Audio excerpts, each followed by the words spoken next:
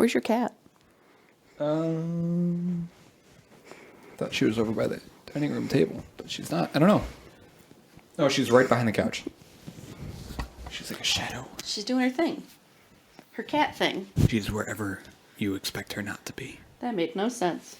She's wherever you expect her not to be. Mm-hmm. That's where she's at. That's some haiku bullshit. Mm-hmm.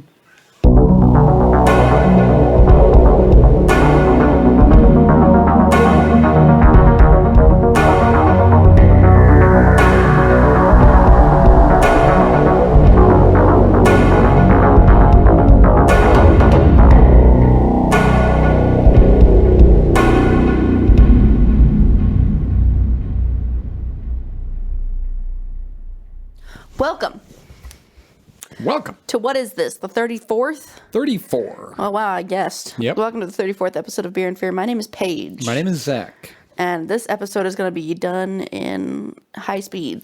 We're going to talk real fast. The entire time. Okay, our beer this episode. I thought you were going to say this episode is going to be done in Spanish. This episode is going to be done in Spanish only. Hola. Entirely in Portuguese. This episode is brought to you by the letter J. For Japanese, which is what we're speaking today. I wanted to, maybe I won't mention this on the show, but we got an Instagram message. We did? Let me see if I can figure out how to find it. It's from this person named Eric Edwards. His Instagram name is Eric Edwards 534. Okay. And he apparently is somehow affiliated with this Instagram page or this company called Smooth My Balls. And he said, this is the exact message. Hope you are good. I work with a client who needs podcasters to receive a review kit of their product, and they will promote your podcast. If you are interested in teaming up with this brand and earning while doing so, message at Smooth My Balls. So I think this is our first, I guess, technical sponsorship opportunity. Is to work with Smooth My Balls. What the fuck is Smooth My Balls? It is a razor company. So they have... the number one trimmer for balls. Yeah, they have this kit here. Mm-hmm. The hedge clippers, never feel ungroomed again. Dude, let's do it. You can go ahead and you can rep them. You've got balls. I've got balls. The turf chopper, never nip your sack again. Never nip your sack again. The pube moocher? It doesn't say muncher? It doesn't. It's not muncher. It's this one says moocher. The pube moocher. The pube moocher. Never clog your sink again. Dude, you need to try this. And this says feed me pubes. You need to try the container says feed me pubes. You need to do this. Oh my God, what is this? 85% of partners prefer a man who is groomed down there. It's true, I do. Asterisk independent study. Here is what appears to be a fake. Well, I can't tell if this is real or not. Facebook review. One word, amazing. My MRS. My missus. Wow. My missus? My missus. Why wouldn't it be my missus? Loved how clean and tidy I was. Well, it was all capitals. Yeah, missus. I was after using your product. Left my balls as smooth as eggs. Nice. Thumbs up emoji. Smooth as eggs. 8 out of 10 men agree good grooming is essential for success in their career. Oh my God, my balls have never been so fresh. Just had to have a morning dump and thought, why not do something productive while I'm waking up? Woo! So we have an opportunity to... if we don't rep these guys, I don't know if I'll be okay. Should we reach out to them? Yeah, you need to get your balls trimmed, dude. I don't want to say anything, but... Okay, I didn't want to say anything. They're getting a little out of hand.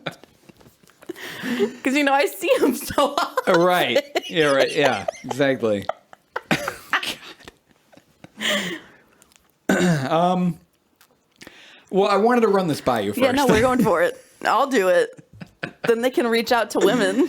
Yeah, then they can start advertising to women too. Why is it smooth my my cooch? My cooch. Smooth my cooch. Smooth my cooch.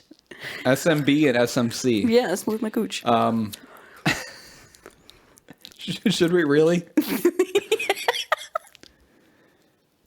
This episode of Beer and Fear is sponsored by... I want to to be able to say I have a sponsor. And I want our first sponsor to be something ridiculous. All right, I'm going to accept this message. And I'm just going to say, we'll do it. We'll do it, period. We're in. Sent. All right. We're in. Well, that takes care of that. Why don't you introduce the episode this week? Episode 34 is on. Oh, there's a cat in a chair. Oh, she wants to play video games like a person. Episode 34 is on. Wow, my brain just gave out. Electrocution. Yeah, that's what it's on. Wow, I'm okay. Electrocution. About damn time we covered this. Good topic. It wasn't on our list. No, it wasn't. Nothing I pick is on the list except for sirens. It should have been on the list, but it's I'm surprised it wasn't. It's a good topic. I'm excited. I'm good at what I do. What can I say? Mm-hmm.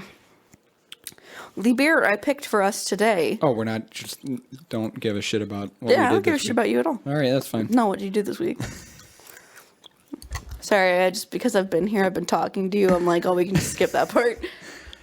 According to my calendar, I worked a shit ton. Did you have a lot of OT? Yep. Yesterday was Administrative Professionals Day, so we thanked our administrative professional who works for us. Thank you. Yep, got her a card. That was fun. Since last week, I had. I don't want to talk about that. A pregnancy scare? Yeah, I was really worried. Oh my but god! it showed This up negative. is why you need to go on birth control? Yeah, I know. I'm just a mess. I actually don't have anything to talk about this week. Nothing new. What about you? You visited your parents. Anything fun? Sunday. Yeah, I saw my sisters. That's about it. Nothing wild. How they doing? They're good. Emily's in school. Annie's in school. Lacey's with her SoundCloud boyfriend. SoundCloud boyfriend. SoundCloud rapper boyfriend. Should we shout him out? No. Okay. God, Alright. no. We're gonna listen to him later, and that's how I'm gonna like, look at you and be like, do you want your name behind that? Okay. We're gonna listen to him later. I'm down. You're gonna tell me. Sure. Ridiculous. I'm trying to think if there was anything new for me. I should start writing this shit down or like carry a calendar. That's what I was I've just doing. been working. Like that's it. I've just been working. Yep. Same. Gotta make that hustle. Gotta make that bread. Same. You know how it is. You know how it is. Yeah, go get in the beer. I'm like getting you. Um. With a smack. The beer I picked is called Electric Sunrise. Oh, like Electric Jewel. But instead of Jewel, it's Sunrise. Yeah, because What, are you that's the copying me? exact same thing. We already did this, Paige. Okay, fine. We're Episode over. Done. Electric Sunrise. I'm going to put it in the Excel sheet. Anyways, it's from Riverlands Brewing. One word? Yeah. All right. The About Us on Riverlands, as I do my little About Us. Brewed with pride, enjoy the ride. That's the opening. All right. Nice, right? The beginning of Riverlands Brewing Company is a story that captures everything that we love about not only beer, but life. We started dreaming up this brewery at a 4th of July barbecue on a beautiful sunny day surrounded by family, friends, and of course, great beer. Of course. Our brewery is owned and operated by family and close friends, and our beer is best enjoyed in the company of such. When you visit our tap room, you'll be included in that family feel of our brewery, and you'll enjoy some great beer too. At Riverlands, we brew the beer that we love. We're inspired by both balance and the lack thereof.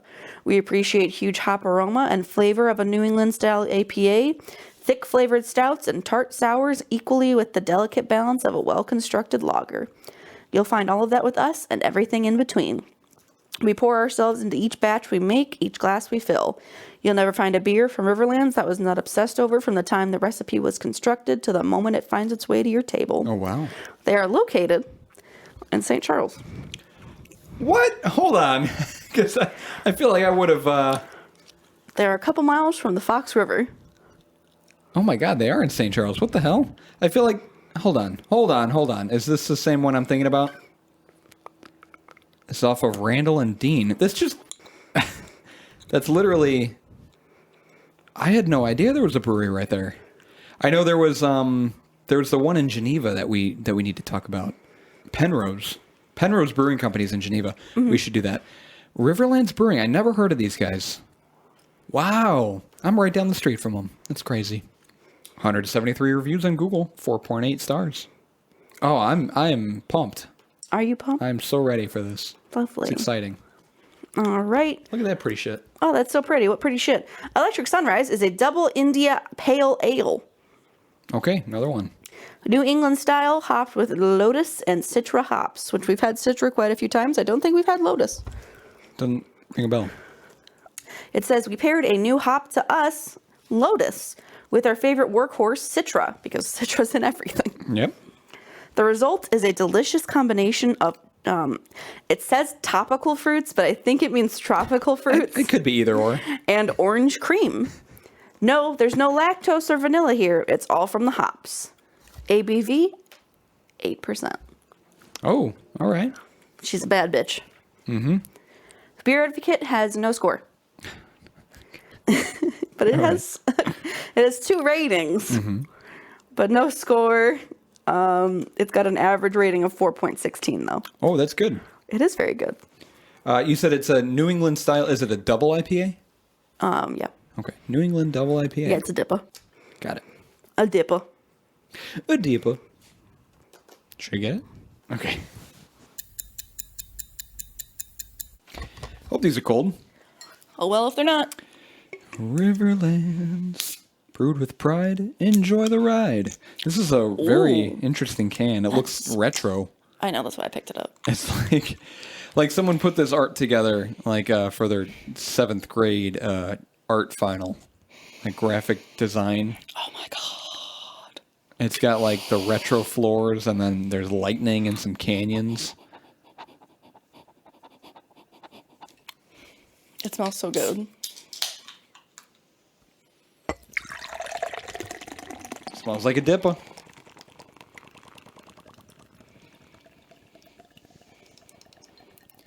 I went for the pour. I saw that. I like that you go for the pour and your pour's still good. Oh my gosh, stop it. You're making me nervous. You just 180'd your can into your glass. Yeah, fuck it. It looks so bubbly and foamy. Smells like an orange creamsicle. Yeah, some citrus, orange and pineapple. This reminds me a lot of, was it the first beer we did? 31? What was that? It was the one before the IPA that you didn't like. All of the beers start to blur together. Oh no, 31 was Shapes and Lines. You didn't like that one. Mm-mm. Was it West Coast Wizard? That was an IPA. This doesn't Yeah, smell like it has West to Coast be. Wizard. Well, that This one makes also me smelled fruity. This is what makes me think of Beezer.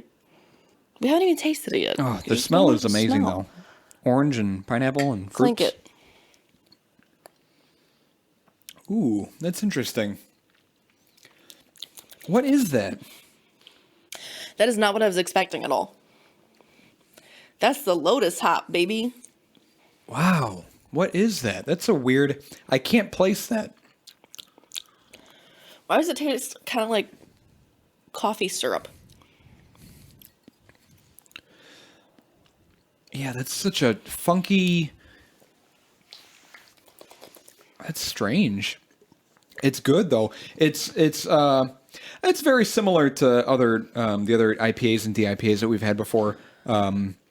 You mentioned Beezer, and that's probably accurate. That was a New England IPA, much like this. But you do get some fruit notes. You get definitely a little bit bitterness of the hops. But then there's this other thing there that I can't quite place. I don't know. It's very smooth on the tongue, though. It is.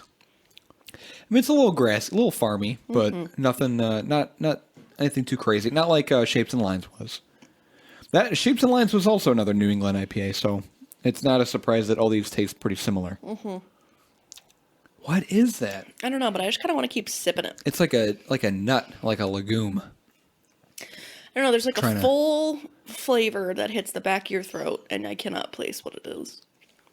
Okay, so you said Citra, and then the other hop was Lotus. Lotus hop. Did they describe what the Lotus imparted? Not specifically. It's like a sweet smelling.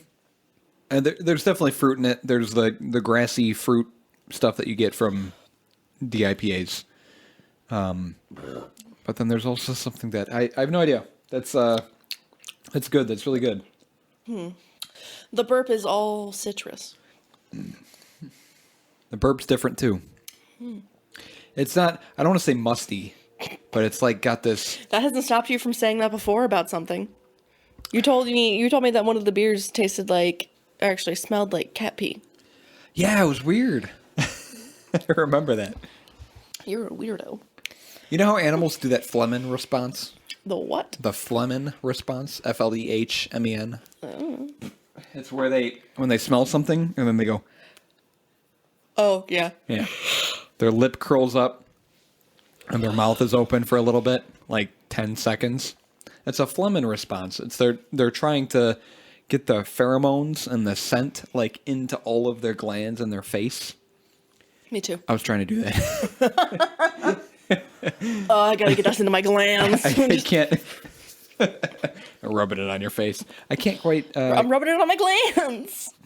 I don't know, man, but it's good. I can definitely. It's like a bitterness, like coffee almost. Mm-hmm. Like you said, it's very strange. That's a weird hop. You have a review? I didn't want to read one. Oh, okay. I didn't care. None of them were very interesting. I keep tasting my lunch in my burp, so that doesn't help. What'd you get from Portillo's? Chicken sandwich. Broiled chicken or breaded? Broiled. They do breaded. They do breaded. That's gross. They have a breaded chicken sandwich. You can get a breaded chicken croissant. You get it on a croissant? Of course I got it on a croissant. What kind of a fool do you think I am? Broiled chicken croissant plus the honey mustard on there too is really good. Try that one day. Wow. It's good. I can't It's good. Another beer for Paige that's delicious. It's good. I think I'm going to place it above Shapes and Lines, but below everything else. I'm going to put it somewhere. Thank you. I can't remember where everything is. I'm going to give this a 6. Okay. Actually, you know what? I lied. Give it a 7. Okay. So above Shapes and Lines. Yeah. But below everything else. That's what I'm doing. I gave it that score because I don't feel like I'm going to be able to finish it. Really? It just feels kind of heavy. It is a little bit. I mean, it's double IPA. It's also an 8% 8%. ABV. Yeah. So I have a lot. Had a Moscow Mule. Right. I have a lot to go through, and I hope I can get through it without fumbling my words up. It's probably going to happen. But we did pregame a little bit before this. I had our beer from last week, the Bel Air Key Lime, and then I made Paige a Kentucky Mule, which, if you don't know what that is, it's a Moscow Mule, which traditionally uses vodka, lime juice, and ginger beer, and subs bourbon, Kentucky bourbon, for the vodka. So it's bourbon, lime juice, and topped off with ginger beer. It's good. It's delicious. I just want her to lave at me. Yeah, Casoda refuses to join us this episode. I don't know what's up with her, but my chair was just chilling over there, you know, open to the room, not like facing the desk. So she decided to jump up and. I don't like not being able to pet her. Yeah, I know. Come here.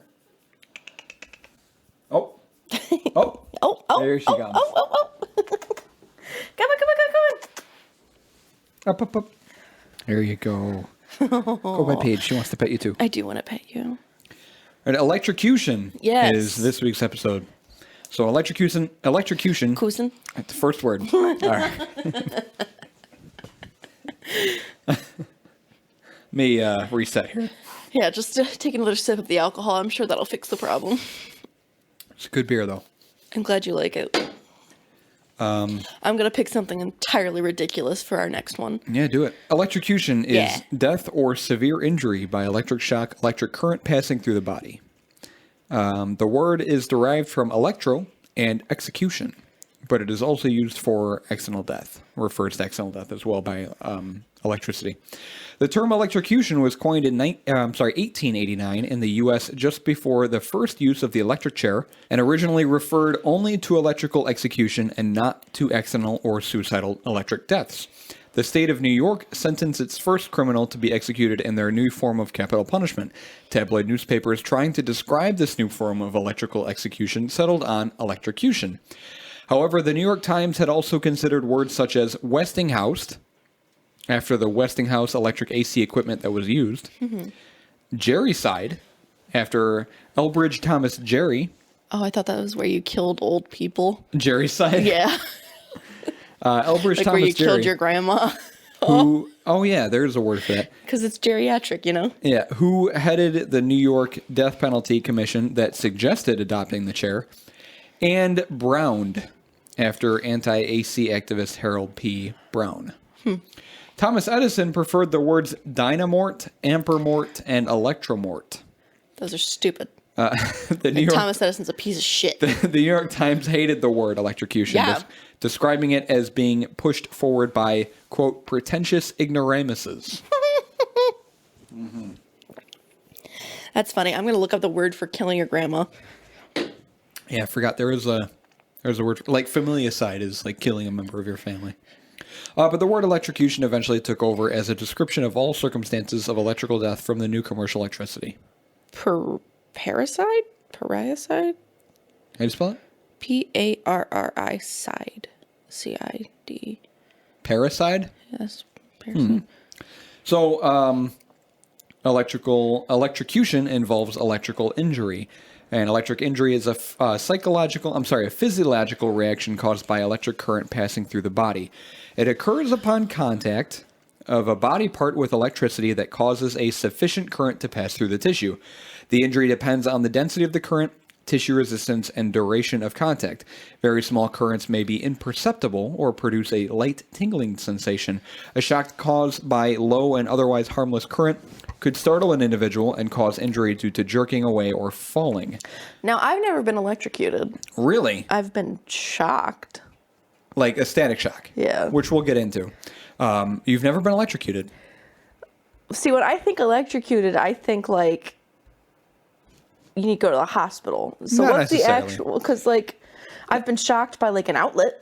Okay, that's electrocution. Is that really electrocution? Actually, That feels like no. such a bold word for that. So electrocution refers to the death involved. If there's death involved, I guess technically. Because electro and execution. We went over this, right? Yeah. So electrocution technically involves death. However, a lot of people refer to like I was electrocuted this day. Like people will use the I term say shocked. Yeah, people will use the term loosely. I just feel like that term is like heavy. Sure, and it is. Like you could say you're electrocuted if you got struck by lightning. Right, and that's true. Yeah, I was shocked once. I remember when I was living at my mom's place, I was plugging in my bass amplifier, and I don't know how I was grabbing the plug. When I plugged it in, I got just, it wasn't like a shock. It just felt like a really violent vibration on my hand. And it took me a second to realize what had happened. It was weird.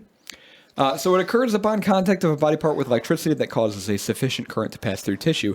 The injury depends on the density of the current, tissue resistance, and duration of contact. So I have a question. I don't know if you've gone over this in your notes. I don't know if you went into it. But you know how when you touch something and the current is usually to go through the ground, right? So if you touch it with your hand and you get electrocuted or you get shocked, it travels through your body to your foot. Yes. If your foot's touching ground. What if you get shocked on the foot? Does it just whoop? Yeah. Will you turn? It may not, if there's no electrical potential on any other part of your body, like your foot just touching, a circuit, it won't necessarily electrocute you if your body isn't completing that circuit. Or would it go through the other foot? If your other foot is touching something else that could create a circuit. I get that, but what I'm saying is you get shocked on the foot, right? You're not touching anything that could create a circuit. Nothing happens. Okay. It's just the electrical potential is going through your body. Okay. And you won't perceive anything until you touch something.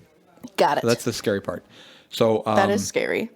I know we're just kind of getting into this, but that kind of goes into if you're in a vehicle and say there's some sort of emergency where there's like downed power lines and the ground is like wet or you're trying to get away from these power lines, the suggested way to escape your vehicle from harm is either hopping with both feet or shuffling with your feet. Like a penguin? So the reason you hop is because both feet touch the ground at the same time. That way there isn't a circuit going through your body. It's just both your feet close together. Your feet need to be touching. Feet close together. as close as possible, hopping. I don't think I can do that. It's constantly. And if you can't do that, I'll just shuffle. The other way to get around is shuffling. So keeping your feet close together. Again, spreading your feet apart will create a circuit. There's now a current because your feet aren't touching. The farther away they are, the more electrical potential there is. So you can shuffle, but do your feet have to be touching to shuffle? Your Because feet, I got big calves. So your feet should ideally be as close as possible to each other as you're shuffling forward away. I can't. Yeah. There we go. So moving your feet like this, shuffling forward. Yeah. So if you're ever in a situation like that, you're in a vehicle, you need to get out of the vehicle. Most of the time, it's safe to stay in the vehicle. I was going to tell you, I was driving here, and there was like this little like incident where there was like a ton of smoke coming out of like somewhere, and I was like, oh, it's a fire. There's a fire truck. I get closer. There's like 2 cop cars. There's 2 fire trucks, and then there's like these Nicor or whatever trucks that are over there. Because there's smoke coming out of the ground. Like a ton of smoke. Like, I don't know what they hit or where they were at. It was on the corner of a street, and it was just a ton, and it smelled like it was burning. Yeah, like a natural gas pocket. There are electrical lines that go underground, so it could be a short circuit of an electrical line. That's very possible, especially if Nicor or another utility company was on the scene. So very small currents may be imperceptible or produce a light tingling sensation. A shock caused by low and otherwise harmless current could startle an individual and cause injury due to jerking away or falling. Stronger currents may cause some degree of discomfort or pain, while more intense currents may induce involuntary muscle contractions, preventing the person from breaking free of the source of electricity. Still larger currents result in tissue damage and may trigger ventricular fibrillation or cardiac arrest. Say that 5 times fast. You're right. That's a big word. Injuries from exposure to electricity may also include amputations, fractures, and orthopedic and musculoskeletal injuries. Oh, damn. So some of these shocks can be pretty damn intense. I do have a little chart here, and this does go along with this here. So this chart here shows it's a log graph of the effect of alternating current and duration. So this, the y-axis is duration, the x-axis is the amount of current. So perceptibility is around 500 microamps or 1 milliamp. So very, very low amount of current is what you can perceive. So this entire blue section over here is essentially imperceptible. Anything under 500 microamps. Okay. So when you start getting up to 1 milliamp, it's perceptible, but no muscle reaction occurs. So you can see all the way up to about 500 milliamps. No muscle reaction occurs, but you can perceive that there's some sort of electricity. I don't know if you ever did that science experiment where when I was in my I don't know if it was physics or another AP class I took for science.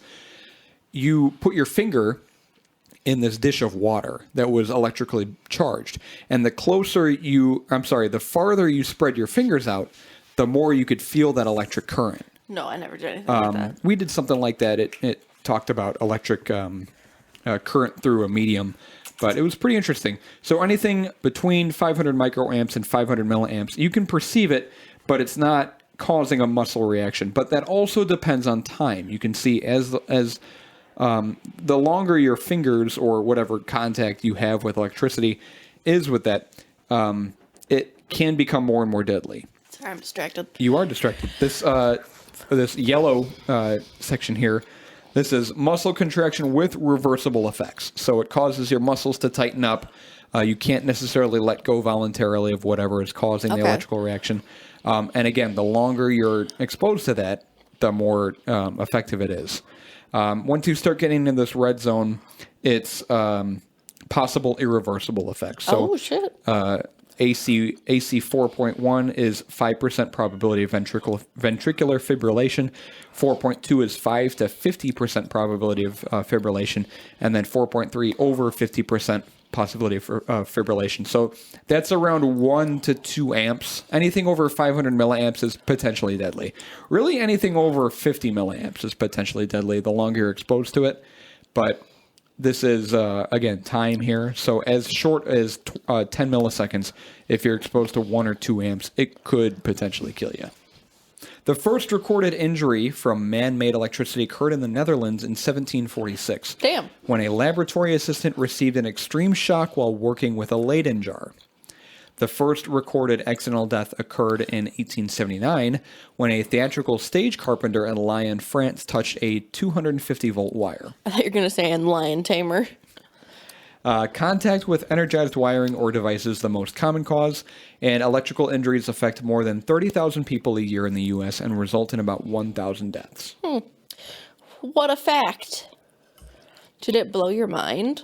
Signs and symptoms of electrical injury include burns, ventricular fibrillation, which is abnormal heart rhythm, neurological effects, especially control over the heart and lungs, mental health, such as depression, anxiety, PTSD, moodiness, memory loss, decreased attention span, or difficulty learning, among others. How big are your feet? I wear about a 9.5. Yeah. 9.5 men's shoe size. The minimum current a human can feel depends on the current type, AC versus DC, and the frequency of AC current. A person can feel at least 1 milliamp of AC at 60 Hz, while at least 5 milliamps for DC. Around 10 milliamps AC passing through the arm of a 150-pound human can cause powerful muscle contractions. The victim is unable to voluntarily control muscles and cannot release an electrified object. This is known as the let-go threshold. Is that where you're like, you know, in like the cartoons where it's just like... Yeah, you grab onto a wire and you're shocked and you can't let go of it. And then it shows like your skeleton. That's a real thing that happens, minus the skeleton showing. Yeah, I was going to ask. More than 30 milliamps AC at 60 Hz or 300 to 500 milliamps DC at high voltage can cause fibrillation. To put this in perspective, USA wall outlets, like the ones behind you, supply 120 volts of AC power and are typically rated for 15 amps, which means they can supply up to 15 amps before failing. Okay. So if you stick something in the outlet, especially something metal, it could have the potential to kill you. So don't do that. However, most modern outlets are what are called ground fault interrupter outlets, which quickly shut the current off if there is an imbalance. So if you put something in there, it's going to trip a circuit and hopefully cut power to that outlet. But still, don't do it, because you could still get a pretty painful shock. I go into Ohm's law a bit. So Ohm's law states that the current drawn depends on the resistance of the body. So current equals voltage over resistance, and they're all kind of related. The amount of current is dependent on the voltage in relationship to the resistance. And the voltage necessary for electrocution also depends on the current through the body along with the duration of the current, which we talked about. So voltage, if you rearrange that formula, voltage equals the current times the resistance. The resistance of human skin varies from person to person and fluctuates between different times of day, actually. I guess when you're sleeping, you have a different potential resistance of your skin as if you were awake during the day. The NIOSH, which is the National Institute for Occupational Safety and Health, states, quote, under dry conditions, the resistance offered by the human body may be as high as 100,000 ohms. Wet or broken skin may drop the body's resistance to 1,000 ohms, adding high voltage electrical energy quickly breaks down human skin, reducing the human body's resistance to 500 ohms, which explains why the longer you're exposed to this electrical current, the more it damages the skin, the more it lowers its resistance. And then there's two different types of shock. There's what's called macro shock, which is current across intact skin and through the body. So current from arm to arm or between arm and a foot is likely to traverse the heart. Therefore, it is much more dangerous than current between a leg and the ground, Makes like sense. you talked about. This type of shock, by definition, must pass into the body through the skin. And then there's microshock, which is a very small current source within a pathway directly connected. How else would it pass into the body? I'm about to say that. Oh, okay. A very small current source with a pathway directly connected to the heart tissue. The shock is required to be administered from inside the skin directly to the heart, like a pacemaker lead or a guide wire, conductive catheter, etc., connected to a source of current. This is a largely theoretical hazard, as modern devices used in these situations include protections against such currents. So it can come from inside you. Yeah. And it goes directly to the heart. So it's attached to some tissue that's connected to the heart. Okay. Otherwise, it's an external source, which is called macro shock. Some deliberate uses of electricity are medical uses, such as electroconvulsive therapy for mental disorders, such as surgical tool for cutting or coagulation, as a treatment for fibrillation, as a method of pain relief, Oh, shit. as a treatment for excessive sweating, which is iontophoresis. That's the type of sweating? Excessive sweating. It's the treatment for excessive sweating. Oh, okay. Among others. Then there's entertainment, which is like practical jokes, like a electric buzzer or something like that, like a joke, or for sexual stimulation. Yeah, I know that. Electricity. I'm aware of that. Right. Why did you say right? Right. Come here, Kasoda. Another deliberate uses for policing and personal defense, such as a taser, Yeah. stun guns, stun batons, and electroshock belts, or electric fences.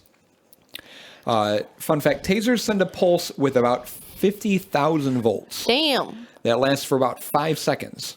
So if you get tased, that's 50,000 volts for about 5 seconds. It probably feels like forever. However, it probably does. The current is extremely low, only about 2 milliamps.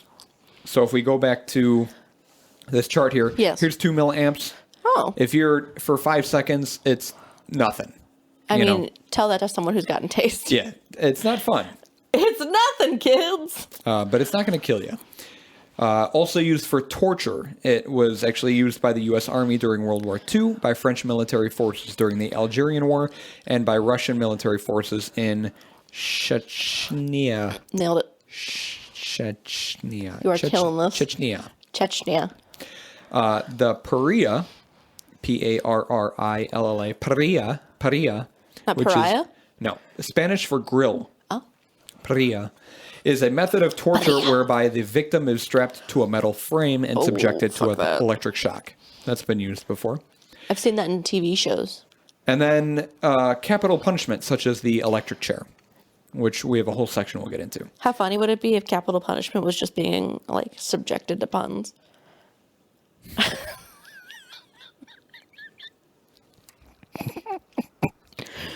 All right.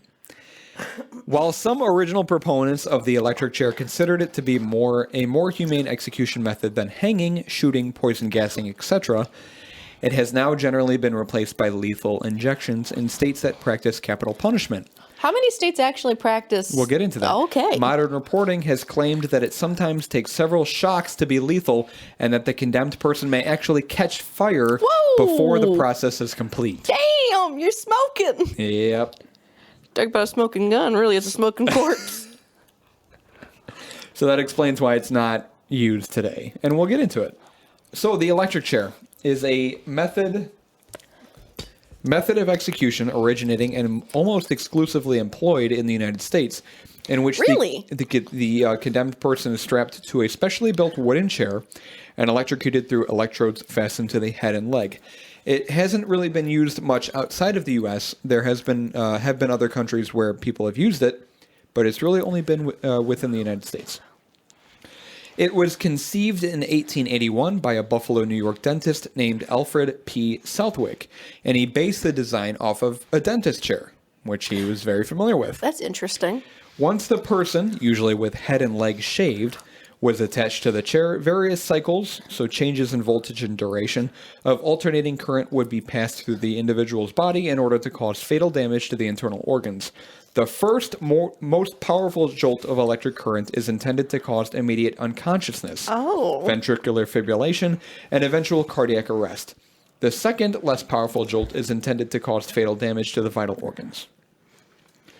Although the electric chair has long been a symbol of the death penalty in the United States, its use is in decline due to the rise of lethal injection, which is widely believed to be a more humane method of execution. While some states still maintain electrocution as a legal method of execution, today it is only maintained as a secondary method that may be chosen over lethal injection at the request of the prisoner, except in Tennessee, where it may be used without input from the prisoner if the drugs for lethal injection are not available. Interesting. As of 2021, electrocution is an optional form of execution in the states of Alabama, Florida, and South Carolina. That's it. All of which allow the prisoner to choose lethal injection as an alternative method. I'd probably choose lethal injection. I would too. In the state of Kentucky, The electric chair has been retired, except for those whose capital crimes were committed prior to March 31st, 1998, and who choose electrocution. Inmates who do not choose electrocution and inmates who committed their crimes after the designated date are executed by lethal injection. Electrocution is also authorized in Kentucky in the event that lethal injection is found unconstitutional by a court.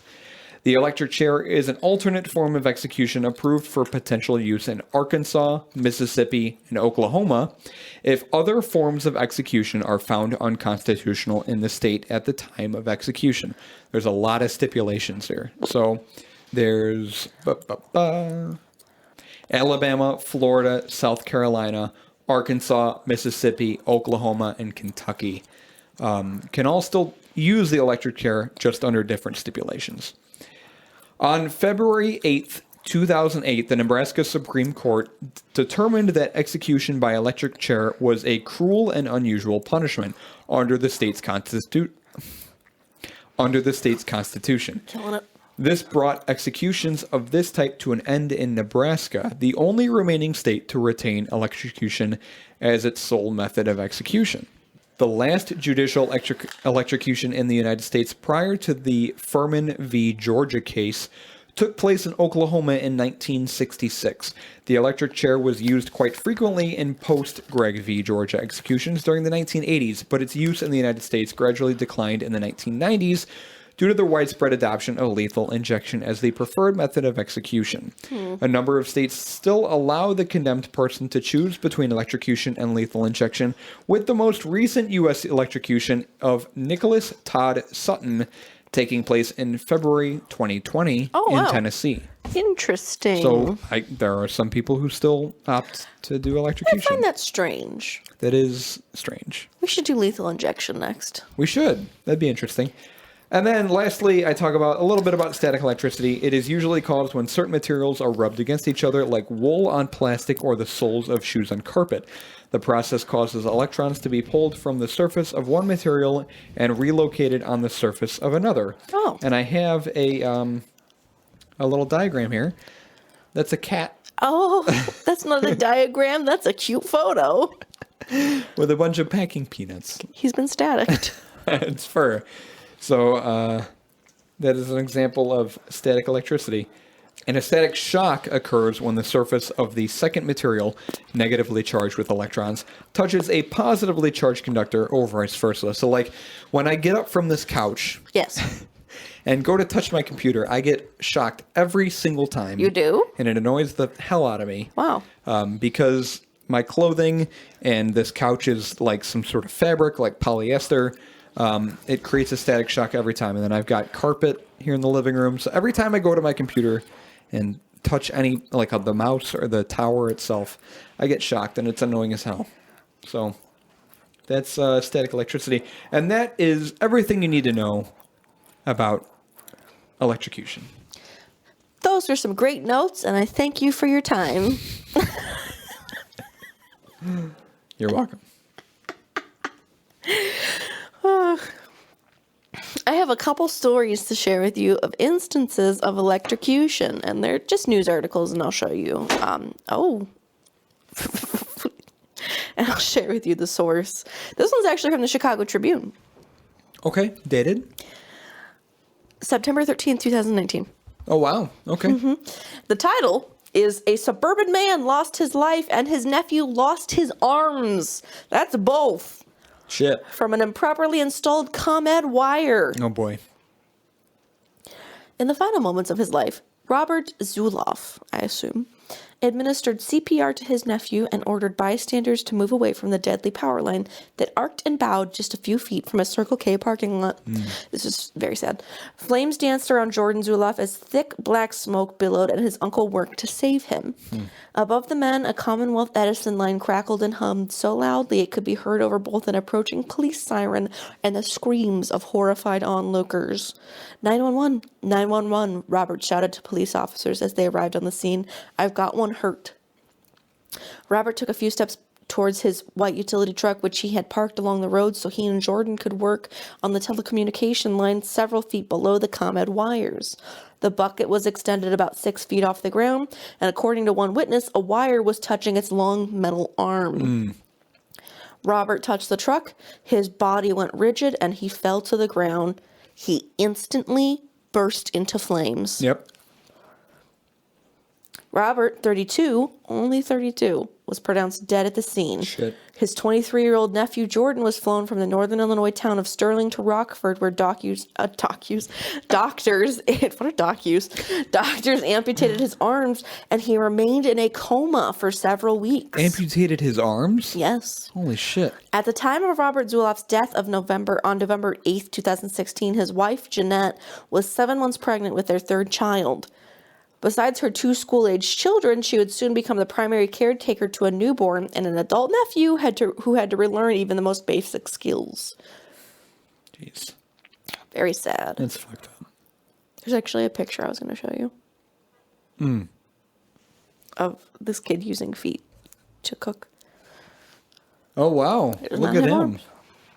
He is armless. Isn't that wild? Okay, that was just that one. There's another one now. Okay. I never know how to end them. I mean, if it's the end of the story, it's the end of the story. This is the end of that story. A Michigan man survived with an incredible story to tell after being electrocuted and losing his pulse for 20 minutes before being revived by doctors. Shit. Michael Pruitt, 20, of Taylor, Michigan, was electrocuted when a metal ladder he was carrying on a job site in Livonia, Michigan, touched a live electrical wire, according to a Monday Post from Beaumont Hospital in Farmington Hills. Which I didn't realize that hospitals made such posts. Interesting. Have you been on your hospital's local social media website? Find out now. Here's a quote from Pruitt. I remember being electrocuted while holding that ladder and shaking and then nothing. The experience was like in the movies when characters are electrocuted and shake after it happens. The homeowner at Pruitt's job site called 911 and performed CPR before Livonia Fire and Rescue took over and defibrillated Pruitt, according to the hospital. Pruitt was taken to the hospital's Level 2 Emergency and Trauma Center. They brought in this perfect young man who had no vital signs. Dr. Angel said, according to the hospital, I said to my team, we're bringing him back. And then I said to him, you better come back. They defibrillated Pruitt's heart twice, increasing the shock on the second attempt before Pruitt's heart began beating again 2 minutes later. We upped the joules a bit, Dr. Angel told WXYZ. I don't know what that is. Probably a radio station? Probably. And you could just kind of feel and see on the monitor that his heartbeat was starting to come back. There was a nurse that commented saying that Pruitt began grabbing the railings and shaking the bed with huge strength when he was revived, comparing him to the Hulk. Pruitt was burned from the inside of his big toes, which the hospital said was where the electricity left his body when he was electrocuted. Shit. Michael's resuscitation is miraculous. He did not lose any brain function. It's a testament to the importance of immediate and continuous CPR to move oxygenated blood to the brain. Yeah, but he's fine other than that. Just electrocuted at 20. Other than that, he's all right. He's chill. And then I've got 4 most amazing electric shock stories Okay. that were submitted to a contest from 1923. Question. Yes. Do you like cream cheese with your sushi? Yeah, I like cream cheese. Why? Anyways. C.R. Mullins of Watertown, South Dakota submitted this story and won about $20 at the time, but is now $270 for having submitted this story. Okay. It was a contest. That's what I said. Oh, okay. It was a contest to see who had the most fucked up electrocution story. Oh, Jesus. So this is from C.R. Mullins. Having read various articles on the subject of electrical shocks, generally written by those who never felt the sensation, and having had the pleasure of getting across 4,000 volts on a 60-cycle line, my experience may prove of interest to both the experienced and the layman. And this is where he jumps into roll running pothead jumpers to an oil switch on the bottom of a switchboard. The switchboard, the oil switches were dead, the ones he was working on. But next to the one he was working on was a live one. He had rubber gloves on and was putting the last jumper in place when, zip, there is a snapping crackle of high voltage. I gripped the jumper tight and became powerless to release my hand. The current flowed through me, growing more violent as my body tissue vibrated in unison with the 60 cycles. Jesus. While not afraid of death, I began to wonder if and how I would get loose, and the position I was sitting in caused my body to vibrate rapidly, creating a tickling sensation caused by a small coil of wire solder hung on my overalls. I was seated on a box in front of the grounded switchboard frame, and finally the power of the current became so intense that I straightened out and fell backwards off the box to the floor. Half dazed, I crawled into an adjoining room where I managed to get upon my feet. My left knee and right wrist was pained, and I discovered a black hole the size of a dime burned about a quarter-inch deep in each. I found out later that I had overreached the limit of the rubber glove and had laid my bare forearm on the top of the pothead. While my knee had been pressed against the grounded switch frame. 4,000 volts had been connected across my body, leaving the two burn spots and badly shattered nerves as testimony of the power of the current. Damn. I'm scared of getting electrocuted. I am not. Number 2, the title is The Racist Streetcar Conductor Shocks a Passenger. I am not. But I'm not. I'm not scared of it. If it happens, it happens. It's a cool way to go. Gonna hurt like a bitch. Mm-hmm. This is DS of Greenville, Ohio. The following incident occurred about a year ago in the course of my duty as a conductor for a streetcar company, which, remember, this is 1923. Mm-hmm. One evening,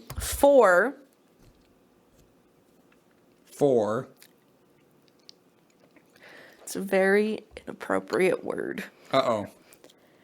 And I refuse to say it. Oh, good. Yeah, I will not say that, but it's the N-word. Mm-hmm. 2 women and Why is this in a story? Because it's told from the perspective of this gentleman. I don't know if I'd call him a gentleman if he's using that word. 2 women and 2 men, all drunk, entered the car. They took seats in the center of the car, and in a few minutes, the largest man of the party said, well, I'm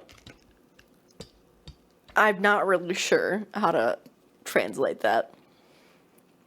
Basically, it says, I'm going to push the conductor off the car. Okay. He arose and came in my direction to do so, but he was so stupefied that he had to grasp a railing on the side to keep from falling. There was also a railing in the center of the car at the back, grounded to the rails, and I had a premonition that he would catch hold of this rail also. I had a wire about 6 feet in length and connected with the trolley pole. I reached up and pulled the wire down. By that time, he had a hold of both rails. Are you following me? Mm-hmm. Okay. So I put the wire on the rail on the side of the car. In an instant, he turned a complete somersault and landed in the corner, where he remained for a few minutes. In a little while, he got up, looked around, and said, "Say, mister, will you tell me what was done to put me in the corner over there so quick?" Receiving no reply, he went back to his seat and gave me no further trouble. So this man electrocuted a passenger on his train, conductor, or whatever. Oh my gosh. What? That's insane. Why is that your answer to solving the problem? He was drunk. You could have diffused the situation. Why are you over here like, I'm going to shock this poor man? Know, that's pretty dope, though. To shock someone? I mean, he's alive. It's an interesting way to handle that situation. You're wild. I don't want to read the others. I don't care enough. What? The other ones are dumb. One's about fishing. No one cares about third place winners in competitions. It's the first and second place that matter. Okay, if you'd say so. It is what I say so. That's it. All right. Isn't doing this such a treat with me? It really is. I never know what to expect from you. I keep you on your toes. Yep. You never know what's going to happen next. What did you think of the beer, my dude? I want my Chipotle. That's not answering the question. It was really good. I was surprised it's from St. Charles. That's such a cool thing. Penrose is in Geneva. We got to do them next. Mm-hmm. But I didn't know this brewery existed. I think it's cool that they're so close. I'd love to go and visit them. This is a really good double IPA. Fruity, kind of funky. It had something going on with it that, again, I couldn't quite place, but it was very interesting. If you're in the area, definitely suggest picking some up. Electric Sunrise Hazy Double IPA from Riverlands Brewing Co. It is crisp, smooth, very smooth tasting, fruity, and delicious. You're fruity and delicious. Thank you. You're welcome. How did you think of it? I thought it was very heavy. Flavor-wise, I cannot place what the second flavor is. Yeah, it's crazy. Like, I get that it's citrus, but I have no idea what that underlying note is. I cannot place it. It felt very much like coffee, like black coffee. It was weird. It was there was like a level of bitterness. Yeah. But overall, I thought it was pretty decent. I don't think that if I were to get this at like a tap room or something, I don't think I'd get it again. Mm-hmm. Just because it's heavy. Mm-hmm. Like, its ABV is 8%. Probably good with food. I agree. I think it would be better with food. Yeah. Just something to kind of like offset. I'm very hungry. Can you tell? I want some craft. We got to go back to crafted, get some poutine. It's very heavy, but I imagine with food it would probably be offset in a much better way. Yeah. But very enjoyable. Mm-hmm. Good pick. Thanks. Did you... surprise, surprise. So where did you see this? In a Benny's? Benny's. Huh.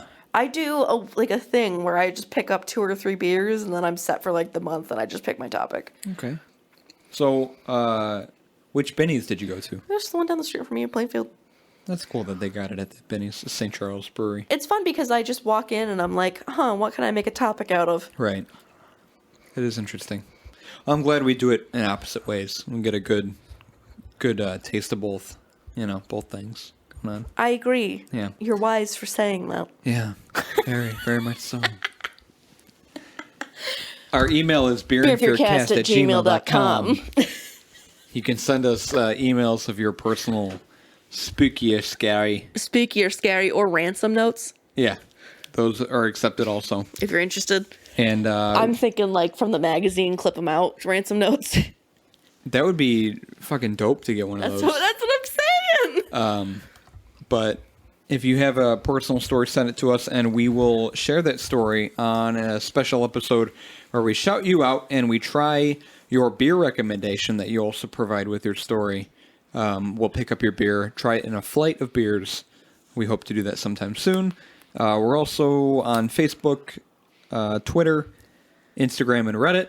Our new episodes are posted every Wednesday at noon. New episodes every Wednesday at noon, and we have our socials released on the same day, pretty much every Wednesday. So you can stay up to date on our new episodes there. Pictures of Casoda and the beers that we drink. I'll start posting some more pet pics. You say that every episode. I'll do it, I swear. I have some more pictures of me, so. We'll post that on Instagram. So you can follow us, like us, subscribe, whatever you want to do to stay up to date. And that's pretty much it. This episode 34 on Electrocution. I'm going to eat some Chipotle. My nose hurts. All right. Have a good day.